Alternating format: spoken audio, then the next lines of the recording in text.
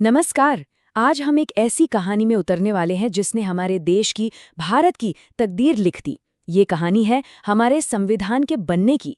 देखिए, ये सिर्फ कोई कानूनों की किताब नहीं है, बल्कि ये तो करोड़ों लोगों के सपनों और उनकी उम्मीदों का एक पूरा खाका है। तो चलिए इस जबरदस्त सफर को शुरू करते हैं। जरा सोचिए, एक ऐसा देश जो सदियों की गुलामी से अभी अभी आजाद हुआ हो, जहां करोड़ों लोग रहते हों, अनगिनत भाषाएं, धर्म और संस्कृतियां हों। ऐसे देश के लिए एक रूल बुक, एक संविधान कैसे लिखा जाए? सुनने में ही ये काम नामुमकिन सा लगता है ना? तो चलिए देखते हैं कि ये कमाल हुआ कैसे। देखिए, हर बड़ी चीज की शुरुआत ना एक छोटे से आइडिया, एक विचार से होती है। और भारत का संविधान, वो भी किसी कमेटी की मीटिंग में नहीं, बल्कि एक बहुत ही शक्तिशाली विचार से पैदा हुआ था। और वो विचार था कि अब भारतीय अपना भविष्य खुद लिखेंगे। और ये जो विचार था ना, ये एक चिंगारी की तरह फैला। बात शुरू हुई 1934 में, जब एमएन रॉय ने पहली बार इसकी बात की। फिर क्या था, 1935 आते आते ये भारतीय राष्ट्रीय कांग्रेस की ऑफिशियल डिमांड बन गई। 1940 में अंग्रेजों ने दबाव में आके ऑगस्ट ऑफर में इसे मान तो लिया, पर सिर्फ कागजों पर। क्योंकि 1942 में जब क्रिप्स मिशन फेल हुआ, तो साफ हो गया कि मंजिल अभी दूर है, असली संघर्ष तो बाकी था। तो सवाल ये था कि इस इतने बड़े सपने को हकीकत में कौन बदलेगा? ये जिम्मेदारी दी गई संविधान सभा यानी कॉन्स्टिट्यूएंट असेंबली को। ये वो लोग थे जिनके कंधों पर आने वाले भारत के मुस्तकबिल को कागज पर उतारने का भार था। तो हुआ ये कि नवंबर 1946 में कैबिनेट मिशन प्लान के तहत ये संविधान सभा बनाई गई। इसमें कुल 389 सदस्य थे। कुछ ब्रिटिश इंडिया के प्रांतों से थे तो कुछ देसी रियासतों से। और मकसद सिर्फ एक था कि भारत के हर कोने से हर तबके की आवाज इस सभा तक पहुंचे। और इसका स्केल देखिए, कितना बड़ा था। हर एक सीट मतलब लगभग 10 लाख लोग। आप सोच सकते हैं, ये कोशिश थी कि कोई भी पीछे न छूटे, हर आवाज को सुना जाए। और सच कहूं तो उस जमाने के हिसाब से ये एक बहुत ही क्रांतिकारी, एक रेवोल्यूशनरी कदम था। 9 दिसंबर 1946 ये तारीख हमारे इतिहास में सुनहरे अक्षरों में लिखी गई है। क्यों? क्योंकि इसी दिन संविधान सभा की पहली बैठक हुई और एक परंपरा के मुताबिक सभा के सबसे सीनियर मेंबर डॉक्टर सच्चिदानंद सिन्हा को इसका टेम्पररी प्रेसिडेंट बनाया गया। बस यहीं से एक नए भारत की इबारत लिखने का काम शुरू हो गया। इसके बाद सभा ने अपनी परमानेंट लीडरशिप टीम चुनी। अध्यक्ष बने डॉक्टर राजेंद्र प्रसाद, 2 उपाध्यक्ष थे H.C. मुखर्जी और V.T. कृष्णमाचारी, और कॉन्स्टिट्यूशनल एडवाइजर यानी संवैधानिक सलाहकार थे सर B.N. राव।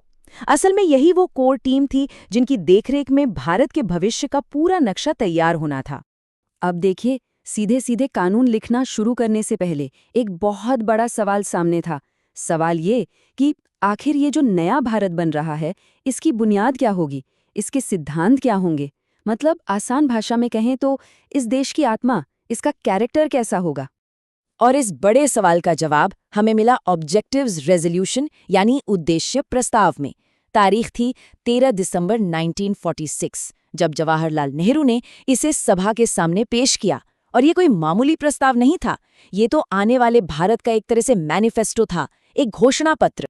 तो इसमें था क्या? असल में ये प्रस्ताव हमारे संविधान के लिए एक मॉरल कंपस की तरह था।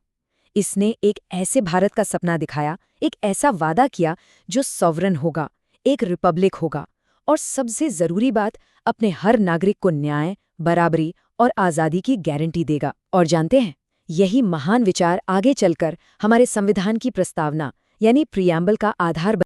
तो ठीक है, अब भारत की आत्मा कैसी होगी, इसकी रूपरेखा तो तैयार थी, लेकिन अब असली और सबसे मुश्किल काम सामने था। वो काम था इन बड़े बड़े विचारों को, इन सिद्धांतों को एक ठोस, एक लीगल डॉक्यूमेंट की शक्ल देना। और इस जबरदस्त काम के जो चीफ आर्किटेक्ट थे, वो थे doctor B.R. Ambedkar. Drafting committee के चेयरमैन के तौर पर उन्हें father of the Indian constitution यानी भारतीय संविधान का जनक कहा जाता है। और ये खिताब बिल्कुल सही है। 29 अगस्त 1947 इस दिन ड्राफ्टिंग कमेटी बनाई गई। इसका सिर्फ एक काम था, एक ही लक्ष्य था, नए संविधान का ड्राफ्ट तैयार करना। डॉक्टर अंबेडकर की लीडरशिप में कुल 7 सदस्यों की इस टीम ने इस भगीरथ काम को पूरा करने के लिए वाकई दिन रात एक कर दिए थे। तो सालों की कड़ी मेहनत, हजारों घंटों की बहस और गहरे विचार विमर्श के बाद आखिरकार वो पल आ ही गया जब दुनिया के सबसे बड़े लोकतंत्र का जन्म होने वाला था। 2 साल, 11 महीने और 18 दिन। सोचिए, इतना वक्त लगा इस एक दस्तावेज को बनाने में। ये नंबर ही अपने आप में एक कहानी है। ये बताता है कि इसके हर एक शब्द, हर एक कॉमा पर कितनी बहस हुई होगी, कितना सोचा गया होगा, कितनी मेहनत लगी होगी। अब यहाँ पर 2 तारीखें हैं जो बहुत ज़रूरी हैं और अक्सर लोग कंफ्यूज हो जाते हैं। पहली है 26 नवंबर 1949। इस दिन संविधान को अडॉप्ट किया गया यानी अपनाया गया। और दूसरी तारीख है 26 जनवरी 1950। इस दिन इसे पूरी तरह से एनफोर्स किया गया यानी लागू किया गया। और यही वो दिन है जब भारत सही मायनों में एक गणतंत्र, एक रिपब्लिक बना। जब हमारा संविधान बनकर तैयार हुआ तो इसके ओरिजिनल रूप में एक प्रियम्बल यानी प्रस्तावना थी, 395 आर्टिकल्स थे यानी अनुच्छेद, और 8 शेड्यूल्स यानी अनुसूचियां थीं। और हाँ, ये उस वक्त दुनिया का सबसे लंबा लिखा हुआ संविधान था।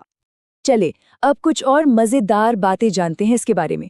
क्या ये बात किसी को पता है कि जो संविधान सभा थी, उसकी मोहर यानी सील पर किस जानवर का निशान था? वो था हाथी, जो शायद हमारे संविधान के विशाल आकार और उसकी मजबूती का प्रतीक था।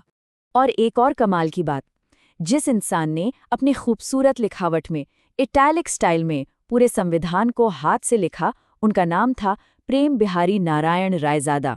ये सिर्फ लिखावट नहीं, अपने आप में एक कला का नमूना है। बात यहीं खत्म नहीं होती। इस हाथ से लिखे संविधान के हर पन्ने को सजाने का, उससे और खूबसूरत बनाने का काम किया था शांति निकेतन के महान कलाकार नंदलाल बोस और उनके स्टूडेंट्स ने। उनकी कला ने इसे एक कानूनी दस्तावेज से कहीं ज्यादा एक अनमोल कलाकृति बना दिया। तो आखिर में एक सवाल छूट जाता है कि 70 साल से भी ज्यादा पहले लिखा गया ये दस्तावेज आज के इस डिजिटल इंडिया को, इस नए भारत को रास्ता कैसे दिखाता है? कैसे ये आज भी इतना रेलेवेंट है? ये एक ऐसा सवाल है जिस पर हम सबको कभी न कभी सोचना जरूर चाहिए।